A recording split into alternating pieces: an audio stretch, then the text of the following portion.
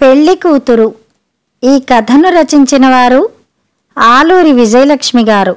మంగళ వాయిద్యాలు పడుచుగుండెల్లో మరుమల్లెల జల్లుల్ని కురిపిస్తున్నాయి. పెళ్లి కూతురు వరలక్ష్మి ముస్తాబవుతోంది.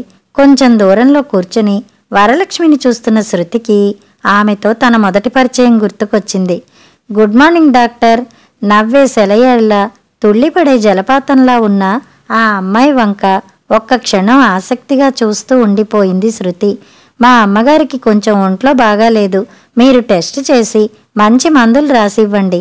నొక్కుల పొడవాటి జుట్టుతో, చారడేసి కళ్ళతో, సంపంగి ముక్కుతో, నున్నగా మెరుగులీనుతున్న చెక్కిళ్లతో, పసిమి రంగులో బాపు బొమ్మల నాజూగ్గా సుకుమారంగా ఉన్న వరలక్ష్మి తర్వాత చాలాసార్లు శృతి దగ్గరికి వచ్చింది. ఒక పాదానికి పారాణి పెట్టుకుని రెండో పాదం కొంచెం ముందుకు చాపి పారాణి పెట్టుకుంటున్న వరలక్ష్మి కళ్ల ముందు స్మృతుల పరదాలు ఒక్కొక్కటి జారుతున్నాయి. కుసుమించిన యవ్వనం, అలరించే లావణ్యం, కొత్తగా దొరికిన చిరుద్యోగం, ఊహలు, కోరికలు, సుందర స్వప్నాలు. ఈ క్షణం గురించి ఎన్ని అందమైన ఊహల్ని పేర్చుకునేది తను, ఎన్నెన్ని మధుర భావనలతో తూగిపోయేది తను. కానీ కరుణించని కాలం 15 సుదీర్ఘ సంవత్సరాల తర్వాతకు విసిరేసింది ఈ క్షణాన్ని. ఇన్నాళ్ళు తన నిరీక్షణ, ఇన్నేళ్ల తన తపన ఇప్పుడు ఫలించబోతున్నాయి. 10 సంవత్సరాల క్రితం తన తలుపు తట్టిన అవకాశాన్ని ఇప్పుడు అందిపుచ్చుకుంది. తన వాళ్ళ స్వార్థం తన కోరికల్ని ఉరితీస్తుందనే విషయాన్ని తన ఆనాడే గుర్తించి ఉంటే, తన బాధ్యతల కంటే తన జీవితమే తనకు ముఖ్యమనే రవ్వంత స్వార్థానికి చోటిచ్చి ఉంటే ఎంత బావుండేది. 10 ఏళ్ల నాడే తన్ని ఇష్టపడి తన జీవితంలోకి అపురూపంగా ఆహ్వానించిన భాస్కర్రావు భార్య అయి ఉండేది. తన గుండె లోతుల్లో ఇంకా బతికే ఉన్న కోరిక పెళ్లి కూతురి అలంకరణతో కళ్యాణ వేదికపై అడుగు పెట్టాలనే అందమైన కళ ఆనాడే నిజమై ఉండేది. వరలక్ష్మి కళ్లల్లో కన్నీటి సముద్రం, హృదయంలో ఫలించని ఆశల ఘోష. శృతి వరలక్ష్మిని గమనిస్తోంది. 10 ఏళ్లుగా ఆమె జీవితంలో జరిగిన ముఖ్య ఘట్టాలన్నీ శృతికి తెలుసు.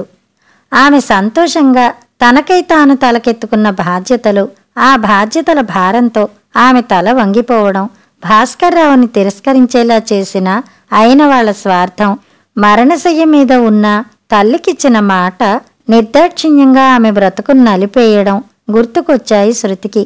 అన్ని బాధ్యతల నుండి విముక్తి పొందిన వరలక్ష్మి 5 ఏళ్ల నుంచి తోడు కోసం వెదుక్కుంటోంది.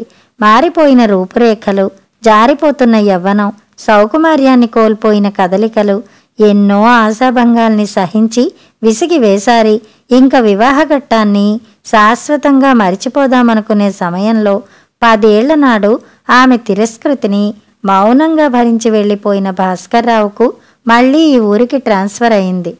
పాత పరిచయం, స్నేహం, సాన్నిహిత్యం కొత్త మలుపుకు తిరిగాయి.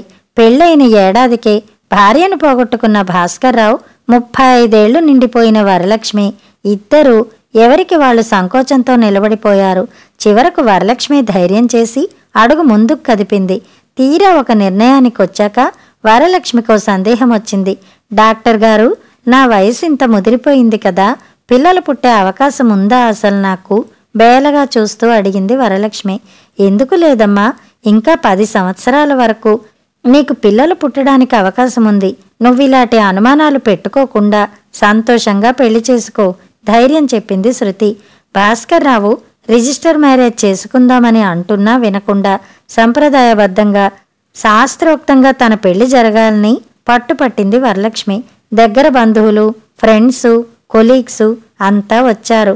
ఆ సంరంభం, ఆ అలజడి, ఆ ఉత్సాహం, ఆ ఉద్వేగం, చిత్రమైన మనస్థితిలో ఉంది వరలక్ష్మి.